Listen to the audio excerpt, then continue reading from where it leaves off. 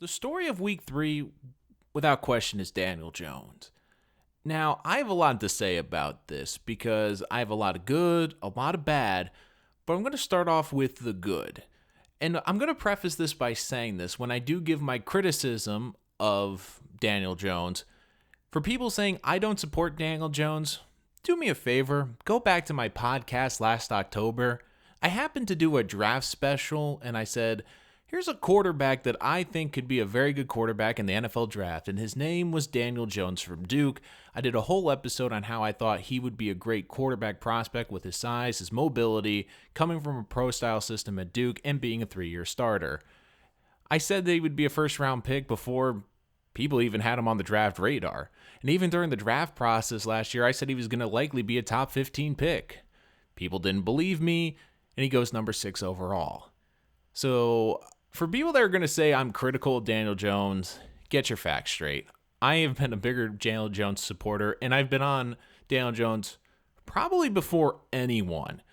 So don't come at me and tell me, oh, you don't support Daniel Jones. I actually do. And I actually gave the Giants credit for drafting him on draft night, unlike all the Giant fans, and I'll get to them in a minute, who hated that pick. But let's start off with the good. Always start off with the good. Daniel Jones looked impressive, and this is what the Giants offense needed. They needed a quarterback to add spark. And look, the Giants aren't going anywhere this year. But at least for Giant fans, you can watch your quarterback.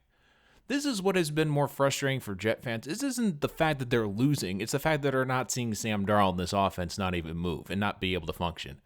The Giants the last couple of years, their offense has seemed dead outside of a big play from OBJ.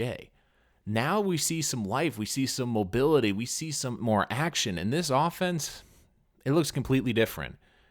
And Eli is a great quarterback, but you can tell the energy was completely different with Daniel Jones under center. And this is why they drafted him. Mature kid who can handle the pressure.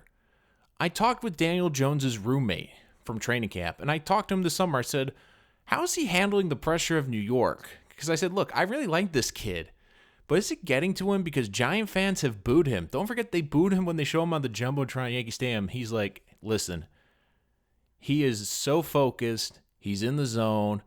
Nothing bothers him. He's cool under pressure. He's got this. And all throughout training camp, you heard this. Look, he's got this. And basically, if I had to say who's the closest quarterback, like in terms of makeup, to Eli Manning outside of the mobility, I'd probably have to say Daniel Jones. And he has done a fantastic job handling the pressure, handling New York. And look, this was a difficult road start. He had the biggest comeback in Giant history, 18 points down, something that Eli has never done despite all his great comebacks. And he looked great. He played exceptionally well. I think that the Giants have a quarterback. Do I think he could be a top 10 quarterback? Maybe I could see him being a back end, but you never really know. I do see him working in New York. I do think the Giants have a quarterback. But here's the thing. It's one game.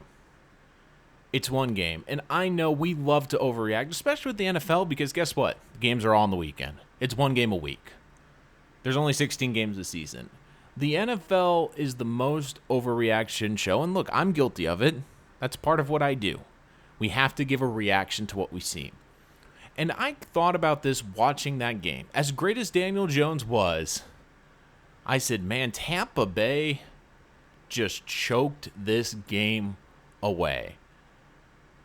The Giants played well, but can we just address the elephant no one's talking about, how Tampa Bay blew that game? How Todd Bowles in the first half was creating all these dynamic pressures and then got ultra conservative. I saw this countless times with the Jets whenever they got a lead. It's like, well, we don't want to give up the big play, so we'll just give them 10 yards a clip. That's what they were doing. They weren't spying Daniel Jones despite his mobility. They weren't blitzing him as much in the second half, and he made them pay for it. But then you look at the other side. Tampa Bay missed 2 extra points, and at the end of the game, despite everything, they still had a shot to win it. If Jameis Winston actually hits Mike Evans in strides, he's in the end zone. But even then, they still have a 29-yard field goal. Then they take a delay game penalty, which Bruce Arians says, well, help my kicker. I want to give him a further field goal. Which, if you need to back up your kicker, it did not make any sense into the world to me. I'm still trying to get my head around that decision to say, you know what? It's easier for our kicker to hit a further field goal. What? And of course, pushes it right, and the Giants win.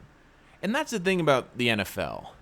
We only look at the result a lot. And look, I get it. The result is everything. It's a win, it's a loss. But it is unfair sometimes because we do overlook things in a game.